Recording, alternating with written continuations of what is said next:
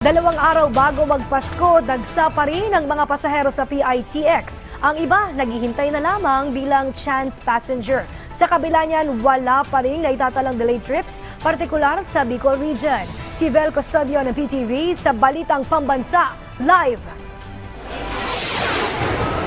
Princess, bagamat may online booking na para sa mga biyaheng probinsya, marami pa rin na nagtsatsagang pumila bilang chance passenger. Kaya mahaba-haba pa ang pila sa mga ticketing booth dito sa Parañaque Integrated Terminal Exchange o PITX.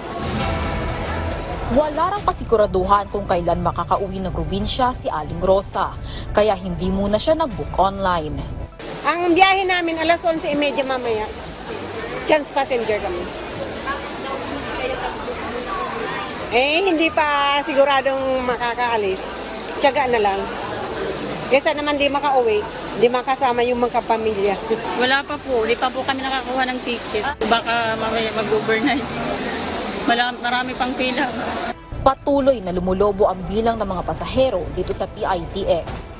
Possible pa na mag-peak tayo today, no? Dahil maraming mga walk-in passengers na ngayon pa lang magde-decide kung uuwi sila ng kanilang provinces. Sa tansya ng pamunuan ng PITX, posibleng umabot sa 3 milyon ang mga dadagsang pasahero sa terminal sa pagitan ng December 20, 2024 at January 6, 2025.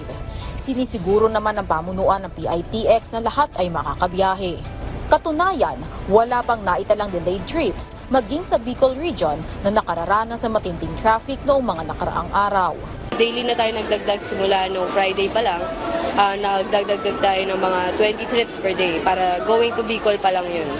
Palaging paalala ng pamunuan ng PITX na bawal magdala ng mga matutulis na bagay at anumang bagay na maaaring pagsimula ng sunog. Nagbabala naman ang pamunuan ng PITX sa mga kolorum na sasakyan.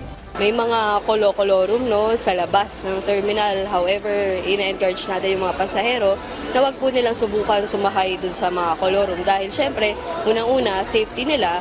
Wala pong prangkisa o lisensya yan na mag-travel going to that route. And then pangalawa, syempre baka mabudol sila or hindi nila makuha pabalik yung kanilang pamasahe kung hindi man sila ihatid doon sa kanilang lugar mismo.